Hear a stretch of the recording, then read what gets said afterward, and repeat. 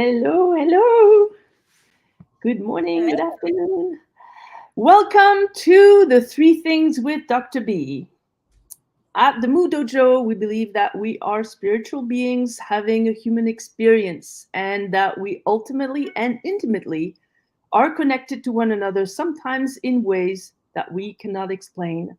Therefore, as we are having a conversation about the three things to know, and particularly, we don't know about the impact we might have on someone else. And no, you don't need to be famous or make millions of dollars or be a New York best-selling author to make a difference for others. And that's why we are here today. The three questions are: one, serendipity; two, purpose; and three, humanity. Learn more when you listen to this. Today, my guest is Doris, a nurse and coaches nurses out of burnout. She's currently she currently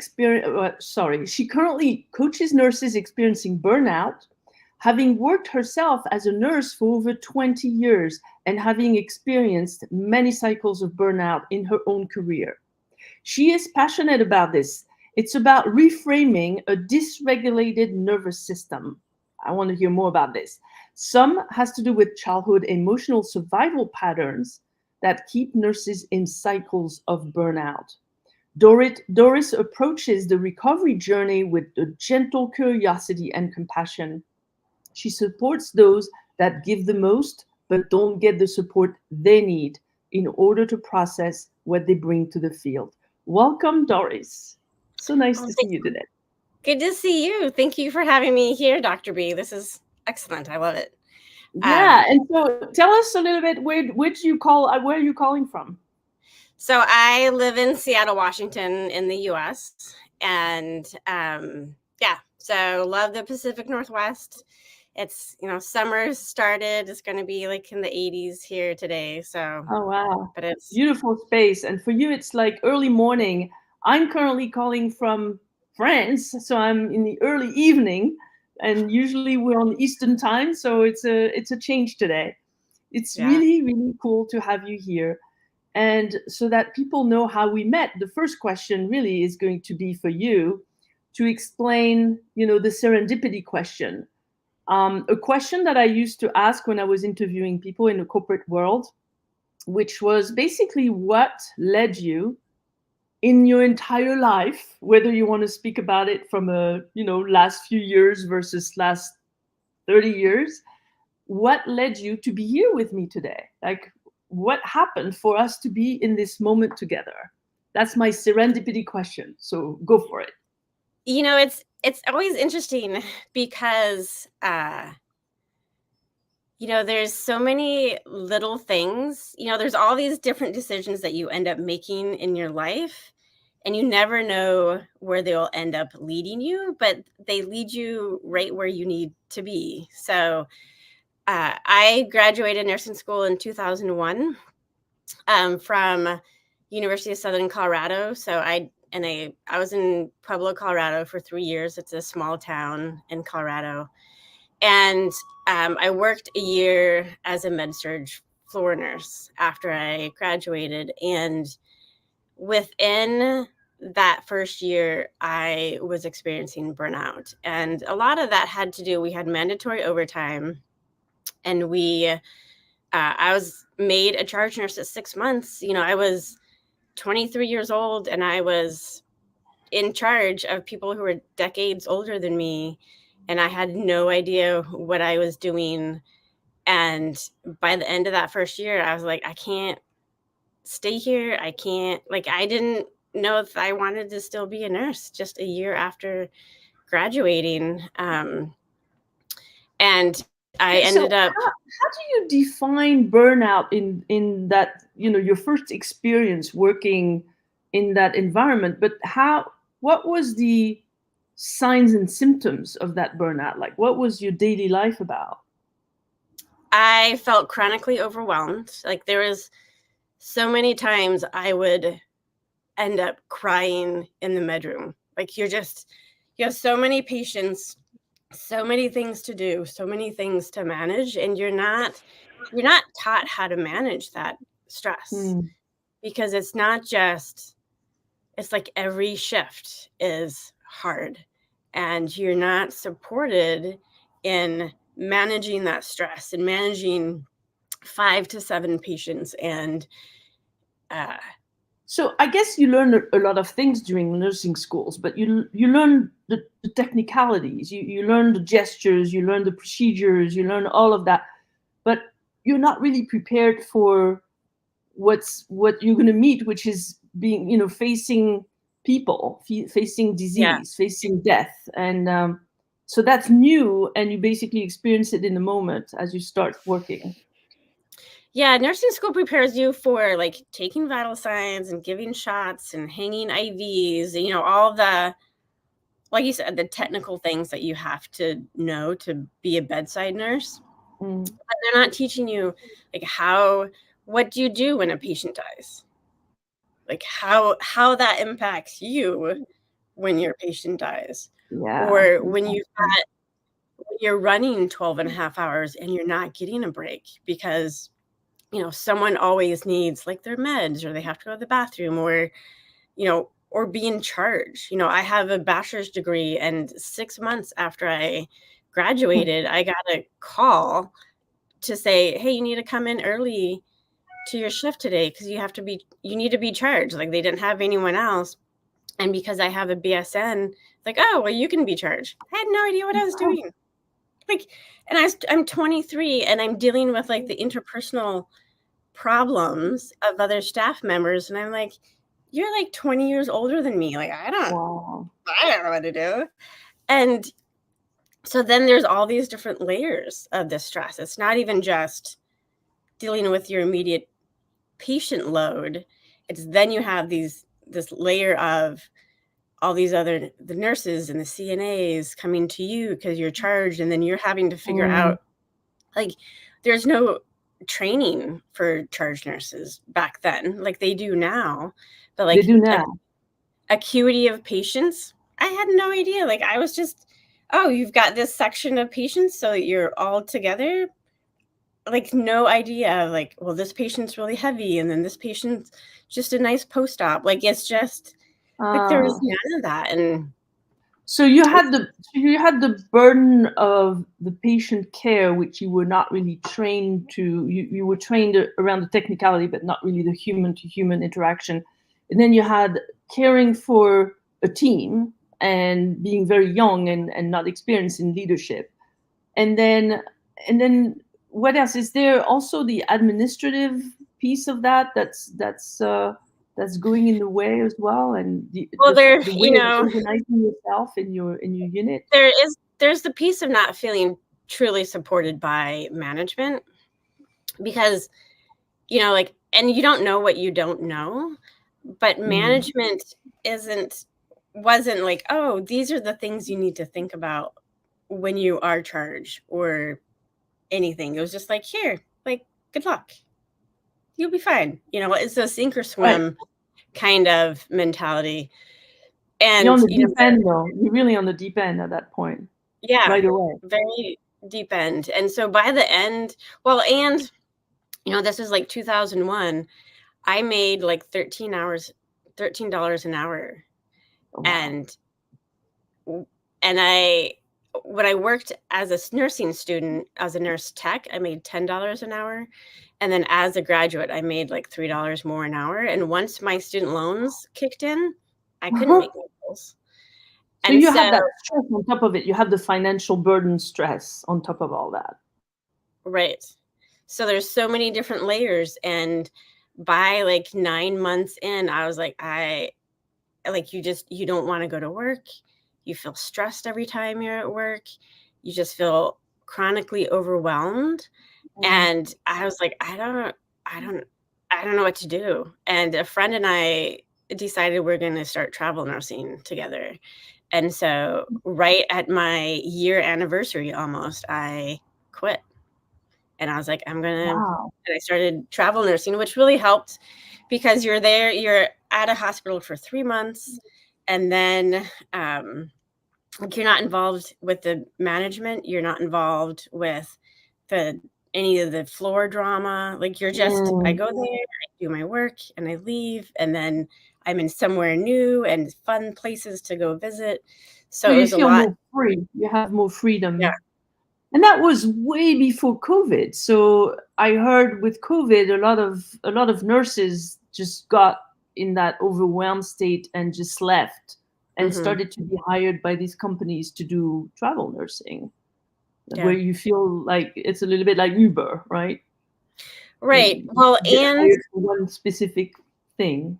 and I think a lot of the nurses during COVID realized, I'm making $35 an hour as a staff nurse, but if I work as a traveler, I could be making 90 an hour, 60 an hour, significantly more, and then come back to the same hospital, do the same job, but you're paid a lot more because, nurses relatively make good money. Like before I ended up quitting, I made the most I'd ever thought I would make.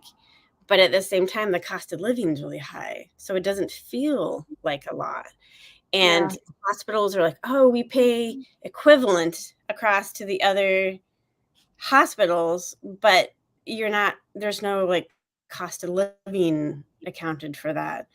And so a lot of staff nurses were like, well, I can quit and then go make double, triple what I'm making as a staff nurse at the same facility. So obviously they have the money to pay travelers. They're just not putting it into their staff.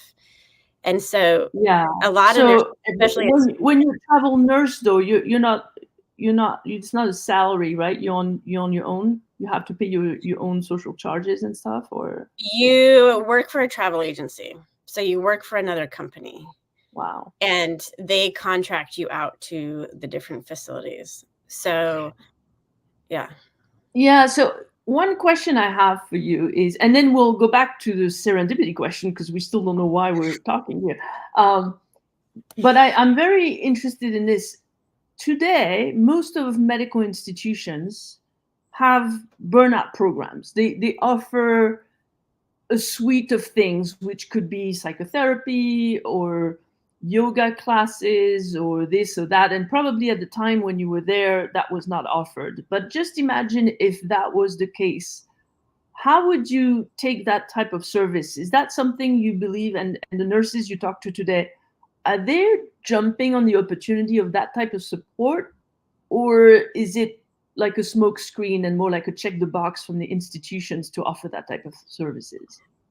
I think it's a lot of check the box from the institution. Like they think they're doing good. Like I worked at a local pediatric hospital here in Seattle, and for a long time, they had like yoga. Like you could go do a free yoga class, which is great. And it is helpful. Those kind of things are definitely helpful in regulating your nervous system, which helps get you out of burnout. But at the same time, if you're not making those systemic changes that truly help your staff, then you're just doing a checkbox. It's like giving a pizza party and being like, oh, things are fine. Here's a little pizza. Even though you're chronically understaffed and you don't feel like you can make your bills, and we're always calling you to do overtime and guilting you into doing that overtime. Yeah, and I thought about that too because in the corporate world we also had the same type of things. We had like a gym, and then if you're taking those classes, you're taking another hour out of your house. You're taking another hour. So it's supposed to be good for you, but at the same time, it takes an hour out of your family time. And so how sustainable is that? Like how often are people going to do it in a sustainable way that could help them for their wellness because of the time investment, basically. Right. And really is what needs to happen is you feel like when you leave your shift, like you're like, I did my job well. Like I was able to do everything I needed to do. I was able to cope really well. And I felt supported and valued and seen and heard by where I work. And that's not happening. And it's not So, new. yeah. Like yeah. Yeah. Go ahead. Go ahead. I mean, it's, I think COVID made it seem like it kind of removed that smoke screen from people's Oh, eyes of like, oh, like this is a passion life. I chose to be here. And it made people realize like, oh, like the place I work for really doesn't see me and value me as a person. wow. And it was like, and I think that's why we have the high numbers of people quitting, because they're like, oh, well, like work doesn't value me as a person. And they might kind of throw little trinkets my way, but they're not making those systemic changes. So when I leave work, I feel good about the work I did. Mm. A lot of it is like, it's because of capitalism. It's so much, get the patients through in a timely manner. And so you're not able to like spend time and actually like take care of your patients. Right. So yeah, you have the aspect of the quality of care versus quantity, and you're stuck in delivering the performance from a pure financial standpoint versus again the humanistic aspect of it. Right. So Doris, how did we meet? Big question. It was, it's so I quit nursing. I quit my career after 20 years in 2021 because of burnout. So I just could not, I was done. Like I would go see my primary care doctor for like, I was chasing energy. Like I always felt exhausted all the time. And I would end up like bawling in her office. And she was like, I can put you on FMLA. And I was like, but then I have to come back. And I couldn't, I was just done. And so I quit in 2021. And in January of 2022, I launched my own business. Like before I quit, like I'd gotten the business license and figured out the website and those kind of things. But January of 2022, I actually like launched my business, and it took a year and a half maybe of really kind of what am I doing and who do I like want to work with. And it came about like I want to work with nurses in burnout. Like that's where I've Okay. been. I want to help them not have to hit that wall and be like, I'm just done and I have to quit. And so, but running your own business is such a different experience. Mm-hmm. And I started following Marketing for Hippies that like probably January, February, March after I quit. And he's been great. Tad is awesome with his like, because it's a different type of marketing, which resonates really well. And so this last spring, when he was having the point of view semester, I was like I'm at a space now. I've done the business stuff. I was like, this is what I need. This is my next step. And so I joined his program for the point of view marketing. And then we met. Like it was like, let's work together and do our little pod together. And Yeah. Talk then about serendipity. I'd love to hear your opinion on that. When did you hear for the first time the term marketing for hippies? Because when I heard that for the first time, it was from another pod with another. And when they said that, my ear perked. Literally, I was like, "Oh, this is interesting. It's marketing, but marketing for hippies. There's something. There must be something ultimately very genuine about this business." And then, yeah, I started following Tad Hargrave as well, and it was obvious that it was something different, and it was something very interesting. And yeah, so we met, we formed a pod basically, and it's like in the midst of the number of people that are in that program, it's like we spotted each other in a way, right? mm-hmm. Yeah. So when I started 3 businesses when I quit. So not recommended. Don't do it. So I quit nursing, and then in 2020 I had gotten trained as a birth doula. So but here in Seattle, there's a lot of birth doulas. Like there's a few different schools where you can get trained, and it's the hospitals are very open to doulas going into the hospitals. And even during COVID, like you could have your partner, and then it became like, oh, you can have your partner and your doula, even with the restrictions of going into the hospitals. So I quickly learned that being a birth doula was going to be really hard, even though I thought it would like carry me into like while I figured out the wellness coaching thing. So I was going to be a birth doula. I opened up an herbal apothecary because I have a passion for like the herbal world and how that supports you, like your nervous system and just your health in general. And then I was doing the wellness coaching. So 3 businesses, but one That's of a lot. yeah, it is. So for the herbal apothecary, there's this online herbal entrepreneur week-long conference, essentially. And Tad came and did a little workshop at and in that conference. And so I listened to him, and of course, then you're like, oh, I'll just follow this person on social media, and he's got his little starter kit that I downloaded that I don't think I've ever actually done. But that's where I met. Don't tell him that. Just don't tell him. Yeah, right? That's where I was introduced to him, and I was like, oh, like marketing for hippies. The same thing. Like my inner hippie was like, oh, like that's interesting. Like his name is great because it resonates with like his ideal client. Like it's like, oh, like I see that hippie. Like I identify somehow with that hippiness. Exactly. I love the terminology of the inner hippie in you. I love it. We'll have to talk to him about so that was just over 2 years ago. And then 2 years later, it was like I was at a point where I was like, okay, like I know I need to kind of start figuring out the marketing and the networking piece. And that's my thing for this year.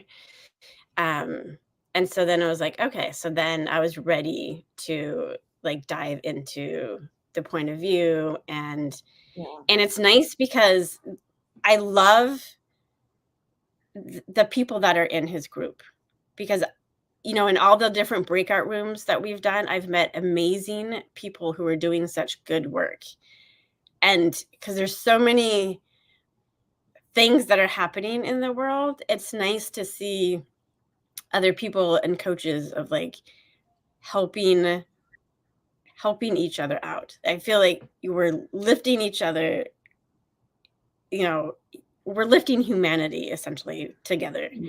And we're trying to really help each other out in amazing ways. And that's the nice thing about actually having quit my career, because it was all I knew was like healthcare. And here in Seattle, there's a lot of tech. So you just meet and see the same people over and over again. And the nice thing about being an entrepreneur is that I meet so many different people. My eyes are so wide, and I feel like my path is not just this linear A to B. It's could be anything. And you never know what the next month or the next 6 months will end up being, because it's wide open. It's great. Yeah.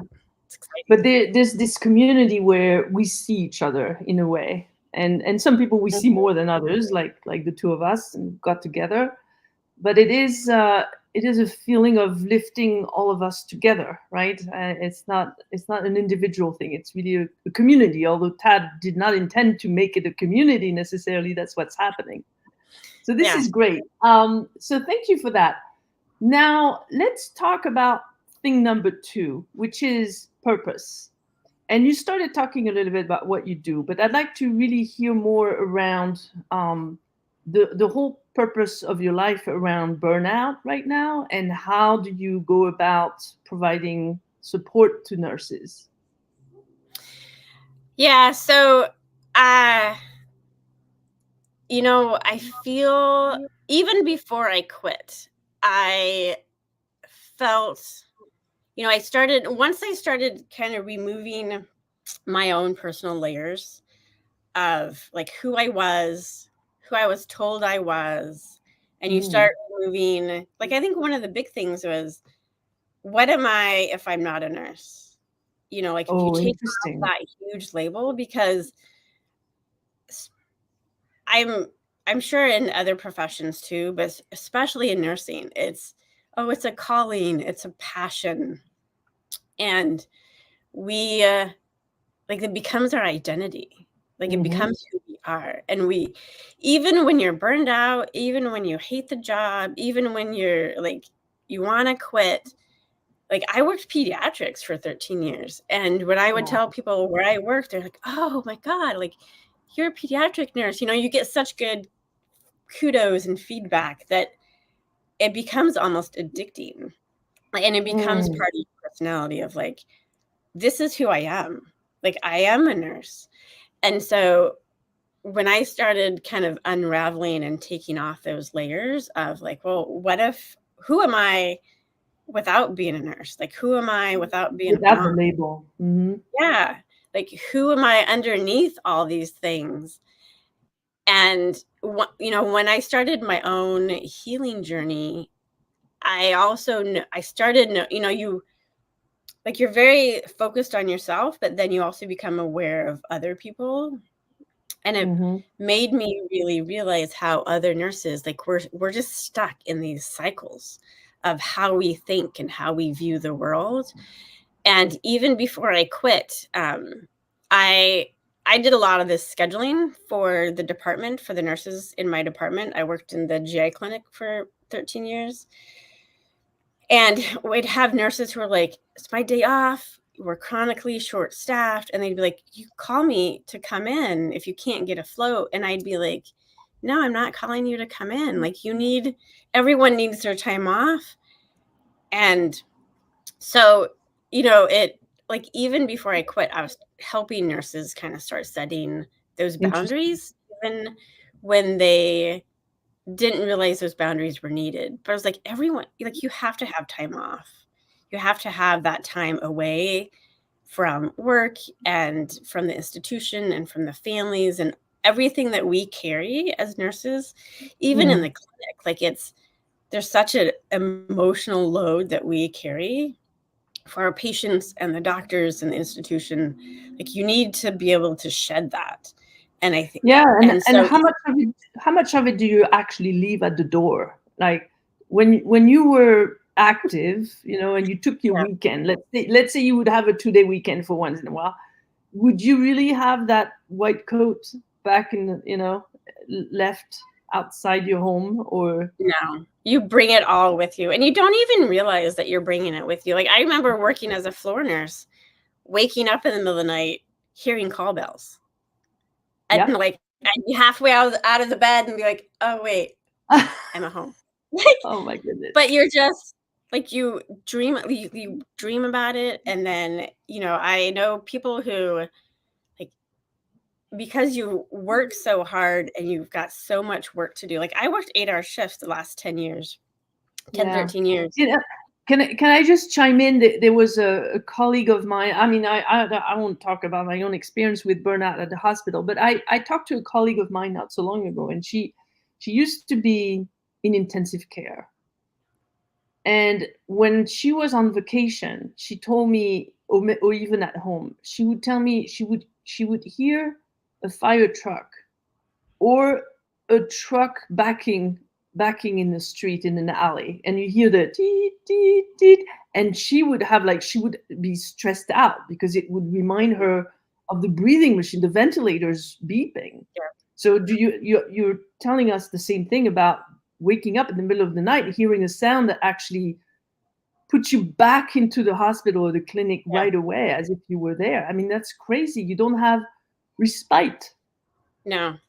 How And do you get that, that that's the activated nervous system. That's feeling constantly triggered Mhm. by like noises and sounds. It's PTSD. Like, nurses, I think, get a lot of complex PTSD and we don't even know it. How did you And get out of it yourself then? I've done 5 years of therapy.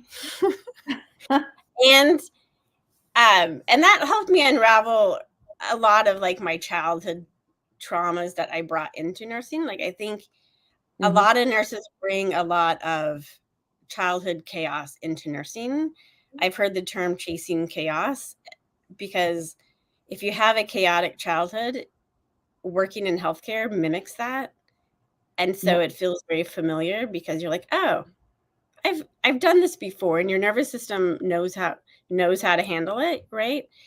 That's when we say we reproduce a little bit of the circumstances of our childhood in our adult life. In a way or another, we find a way to kind of reproduce that. Yeah, because it feels familiar. And so, like the deeper I've dived into my own healing journey, you know, like my spirituality has like changed a lot. It's like it just kind of changes your perspective. And like when I remember doing like meditation, it's hard for me to personally do meditation as a practice, but when I've gone to like a class or something, like I remember one time doing like a heart-centered meditation, and I had physical pain. Like it felt so uncomfortable to like drop, you know, you drop into your heart center, and I was like so uncomfortable, because like I'd never listened to my heart. I've never like dropped into my center of myself, because you're so externalized, right? Like I live up here, and out here I don't live here. And so once I started figuring out practices to like really bring yourself to be present in your body, like then I feel things started to shift. That's amazing. And what I learned also through shiatsu training, for example, is that trauma, we hold the trauma in our body. It's not, trauma is not in the head. The trauma is really in the body. So in order to get through it, you have to kind of reconnect with your body. You can't just intellectualize things. And that's why sometimes therapy, you know, you can follow therapy for several years and it may not be sufficient because you don't go to the root cause. Yeah. And I think, you know, and it's interesting because I think therapy is definitely helpful, but you can't just do therapy. Like there has to be other things to whatever works, like to bring you back into your body and body awareness. Like this last year, or this year, I've done some pelvic floor therapy, and it's about learning to breathe and reconnect with your pelvic floor and pay attention to that. And I was like, oh, like it's like there's so many different ways to reconnect to your body that that we like, and not everything works for everyone, right? It's trying different things to then be like, see what works for you, but being conscious and aware of like, oh yeah, like I externalize and I live up in my head and I completely ignore my body, right? And we're taught that because, oh, go ahead. So how do you approach this with your clients, and you know what type of activities do you offer during your coaching program, and how do you customize it? Because you're saying it's very individual. You need to follow the person's needs. So how does that work? Like what do they get? So a lot of times it depends on what, like how burned out they are. And sometimes it's what things that they're already doing. Like I had one client who they noticed, like, so they come home from a shift, they work in an ER, and they just go into collapse, and they like just lay in bed, like they're just like covered, like they want to be in a cave. And but when they can go out and like just even just walking the dog before they go to bed, like then they're able to like mitigate how intense that collapse is. So then working with things that one they're already familiar with, because if you're starting too many different things, like, I'm going to start a meditation practice 5 days a week. You might do 2 of those practices. Like, you probably won't even get a week, and it's overwhelming, and then you don't do it. Right. So when I'm talking to clients, a lot of it is like, what are you already doing? And like, what are you willing to add just one thing in? And so we'll talk about doing something simple like going for a walk or going to the gym or getting like a gym buddy or, something that's very bite size and Right. like something that they can easily do, and then give them suggestions for what else they can start incorporating. And we talk a lot about where your energy is going, because as nurses, we give so much to everyone else. And then you don't even realize all the things where your energy ends up going.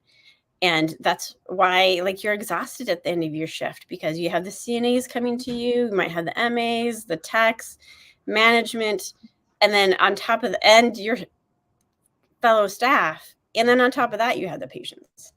Yeah. So and you're not you basically encourage them to leverage things that are already working, that that they need to focus on, but also you raise their awareness around the energy flow to and from their body, like understanding that they're giving out so much that at some point they need to receive something. So what else do you offer them? We might have a little delay here. Go ahead. And create boundaries as to, like, I think the first step is always awareness, like just taking stock of where do you think all your energy is going, because and not doing it in a guilt or shame way. You're just kind of observing, like, how do I feel after interacting with this person? Like, who's coming to me all the time to ask questions? Could they go somewhere else? Because any of those interactions become like your time and energy is going out. And, just becoming aware of all the leaks. It's like you have a bucket with like 20 different holes in it, and it's all like the water's coming out, right? And it's like, how many of these holes can I plug in order to keep all that energy and that water in the bucket? And I love that image. That's great. And so then once you kind of figure out where that energy is going, then it's like, what can I do to mitigate that energy and create some boundaries? So then it's not like everything's being pulled from me, because a lot of nurses, you have work and you're exhausted, and then you go home and you have this whole other entity that like also pulls your energy, and you just don't have like, a lot of nurses either fill their lives with tons of stuff. Like, you're always busy and you're always doing until you hit a wall, and then you're like, not. Or you come home and you're in collapse and you're like, I just need to lay in bed or binge watch TV shows or scroll on Facebook or, social media. And so they're not building that resiliency in their nervous system, because they just can't. So identifying where all that energy is going, like, helps you conserve it a lot better. So you do things with plants as well. Can you tell us a little bit more about that? Yeah. So as part of my own healing journey, like, I've always been really interested in alternative medicine. And as I've gotten more in, like, deeper into my own layers of my own healing, I realized, like, the plants that help regulate your nervous system. So, like, St. John's wort is amazing. And I don't, I don't take it internally. I started making an oil out of it in 2020, because everyone had these, craft projects in the pandemic. You had nothing else to do, right? And so I started making an herbal body oil out of St. John's wort, and it's a nervine, so it relaxes the nerves. And it's a beautiful bright red color. And I started putting it like on my neck and my shoulders. I sat a lot as a clinic nurse. So like, your lower back gets really achy and I'd rub it on there and it just relaxes the nerves. And so a lot of what I do now has developed into like creating rituals around regulating the nervous system. So I do tension release oil that is arnica, St. John's wort, and lavender oil. So I take the herbs and I infuse them into organic olive oil. And like if you're on your feet a lot, like when your feet get achy, like it's great as you're getting ready for bed to like rub it on your feet. And then, computer work or just like stress, like we always carry stress. So that it just sounds like really good. And you doing that by yourself, it's yeah, I want to try this. It's definitely I'll something, send you some. what you just said, the neck, I have like little pinch since this morning, and the feet, that totally spot on. So yeah. I mean, and it's great for people in healthcare because we're on our feet a lot. We carry a lot of stress. And it's creating these rituals of relaxing the nervous system that creates kind of that space in your nervous system so that when you run up against life, like traffic or parenting or your manager, you're not so quick to react.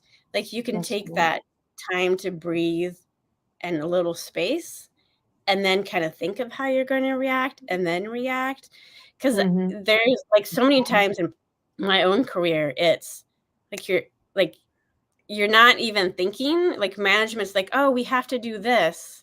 And you're like, but we've already done it 20 times in the last 10 years and it never worked then. But like, you don't have time to like formulate, okay, like a better answer versus like you're just pissed.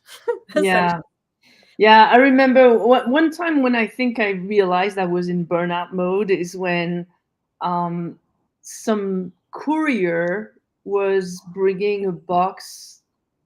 I don't remember what it was. They were just delivering something and they were not in the right building. And I snapped. Like I snapped at the poor guy. He had nothing to do with it. But I was like, why do you do this to us? I was like, so mad at him for not bringing in the right place, and maybe the label was wrong or whatever it was, but that's exactly what you're talking about. You don't control that anymore. You have these flares that is like really a flag for people to understand. That's when you're in burnout because you're not controlling this anymore and it doesn't make any sense. So it's like you feel chronically angry. Yeah, exactly. Like you feel chronically angry and there's no time or space. Like it's an instant. Your level like you're going up and up low and level, and then you it'll need to spike go down. Yeah. So how do you keep your clients accountable? Like, because a lot of those things they could just look on the internet and get a YouTube video and do their own things.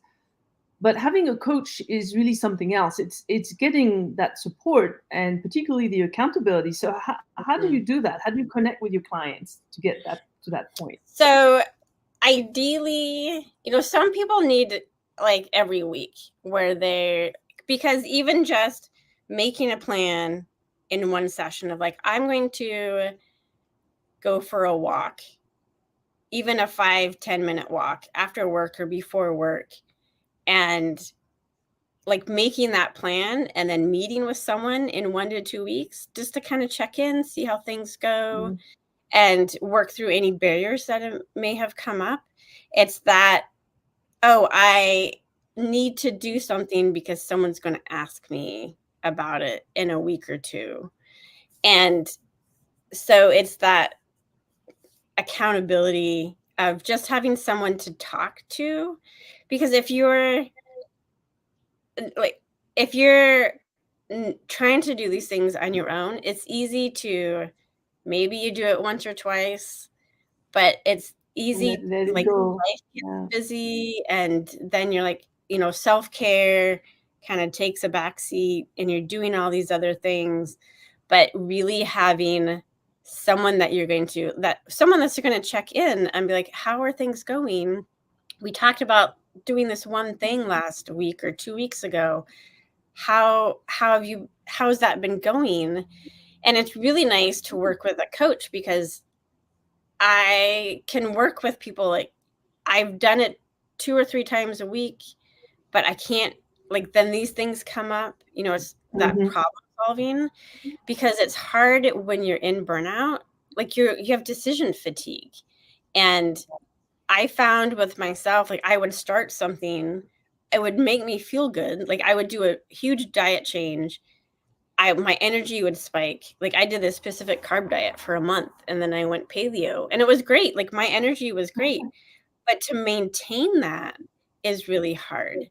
And if you hit barriers, then you're like, well, I can't do it, because you can't. It's so much time and energy to think about how do I make this happen, even though these things are kind of preventing me from happening, or preventing me from making it happen and doing it. It's nice to work with a coach to be like, oh, well, what about this? Or what if you did this?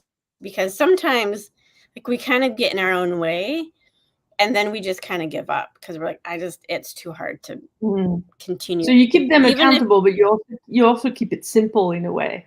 You don't overwhelm. Yeah, you don't want to overwhelm them if they're in burnout, but you take some of the pressure out of their own decision making, so that they can just do the things that they committed to, and then you just check on them.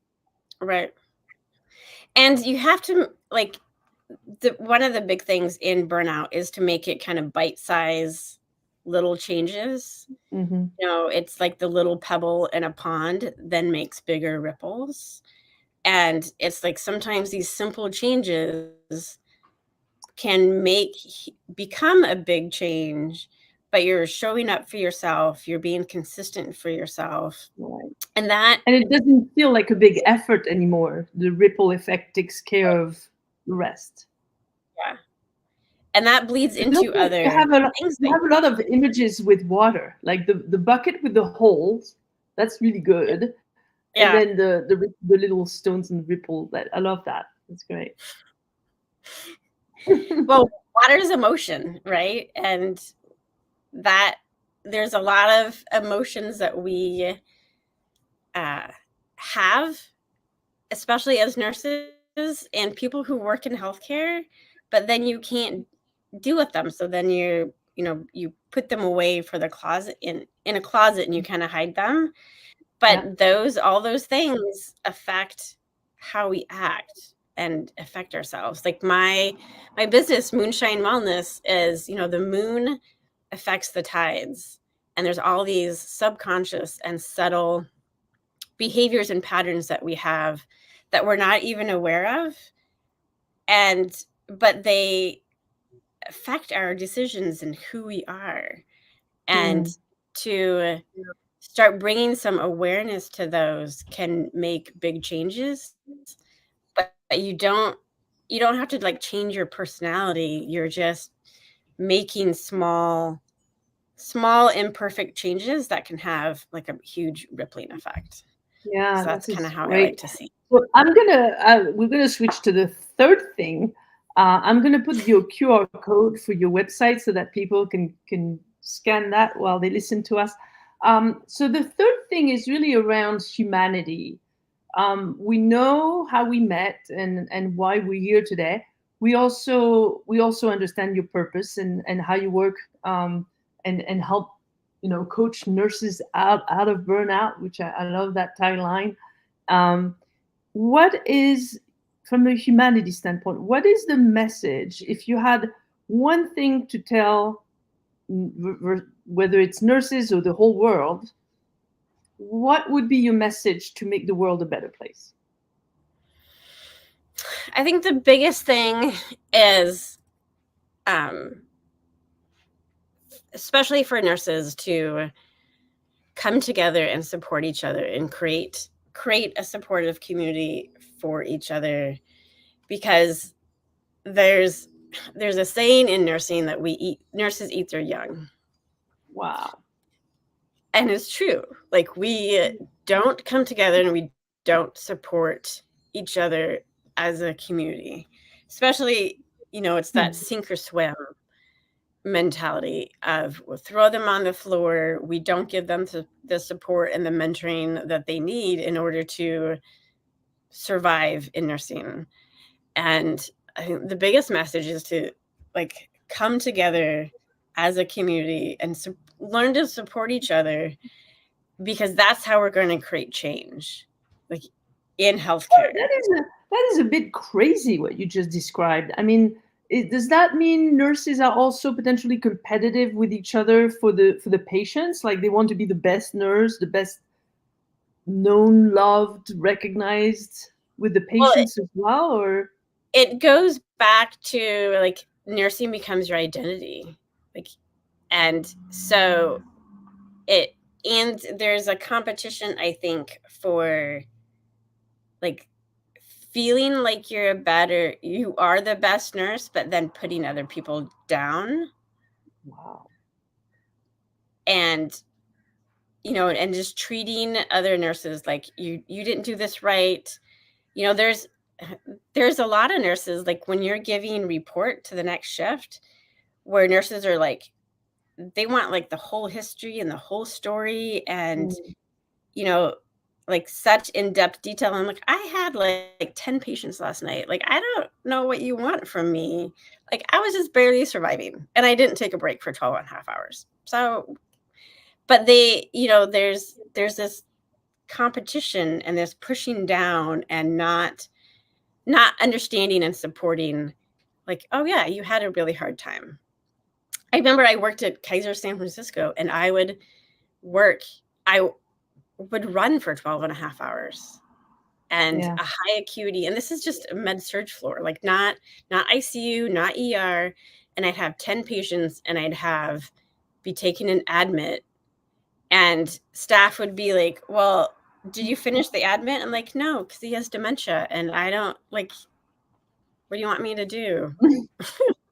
and I had all these meds and these other patients, and so there's just this like tearing apart of each other, instead of, and then you complain about the system because the system's bad, and there's a lot. It's the healthcare perpetuates systems of oppression and racism, and that's not going to change without nurses coming together and fighting and advocating for change, not just for our patients, but for ourselves.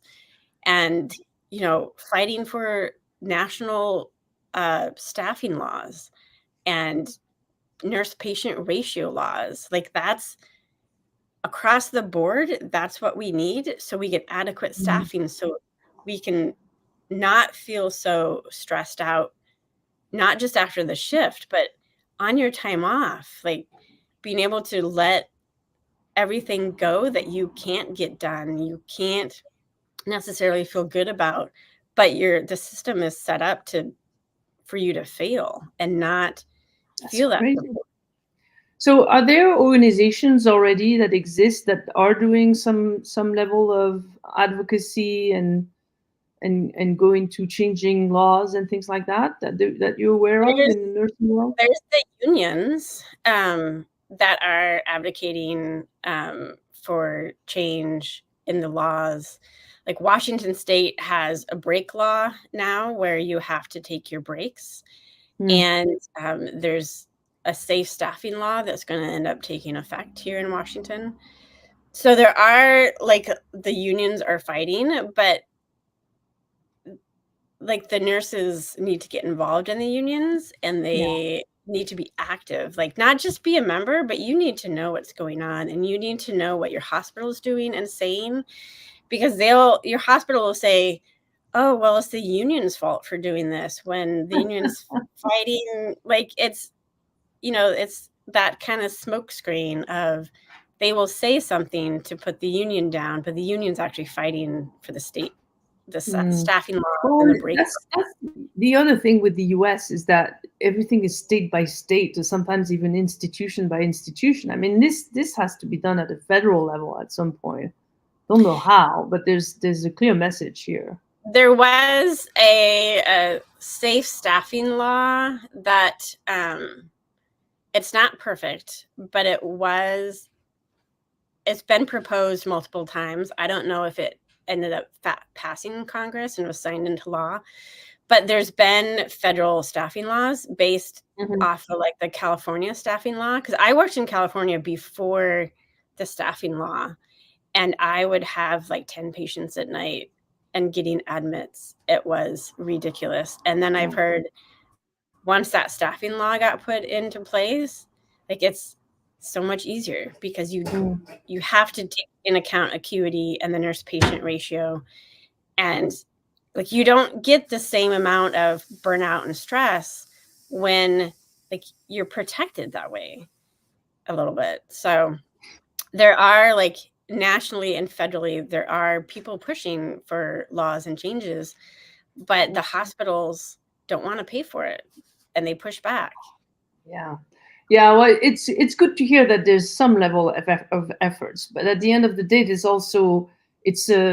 an inner work to be done, not just at the individual level, but as you said, as the whole profession of nurses need to shift the mindset a little bit around how they treat each other and how it should be more of a mentorship versus putting people the youngest down and put them down the side or asking them so much that they quit, because it's not helping the entire profession or even healthcare that nurses would just quit. It's that intergenerational trauma of, well, I was trained this way and I had to go through all this stuff and look at me, I'm fine. You're not fine. But and so I must make it hard for the next generation coming in, because I had all these troubles. Like I had to survive on my own. Well, but we shouldn't have to survive on our own. Like we just shouldn't. Wow. Like, yeah, it's so I really commend you for the work you're doing. This is really great. This is needed. It's actually not just needed for nurses, it's needed for a lot of other people. Yeah, I've been thinking of frontline workers and, you know, first line responders, police and firefighters and healthcare professionals, all of them. There's a lot to be done. People that work on the war front or on rescues, you know, there's a lot of I don't think people are in those professions by accident or coincidence. As you said earlier, they might have been driven by, you know, helping others in their life because of whatever childhood experience they had. So yeah, it's a call out to all of you out there who are helping others and saving people's lives. We need you, and we need you to be taking care of yourselves as well. So yeah, thank you so much, Doris. That's great. Thank you. Before we part, I would love to hear, you know, is there one more last thing you would like to say? I think just be aware that your nervous system, if you're in healthcare, is probably dysregulated, and like working on regulating your nervous system, you know, it's not just self-care. Like you're really taking care of yourself in so many different ways, and there's not just one way to do it. And it's just trying a lot of different things to kind of figure out how to calm and soothe your nervous system. That's what we're doing. That's the goal. Awareness is key, and go and fill those little holes in your bucket with holes. Yeah. Thank you so much, Doris. It's great to see you. Thank you, Dr. B. Good to see you. See you around. Yes, for sure. Bye. Bye.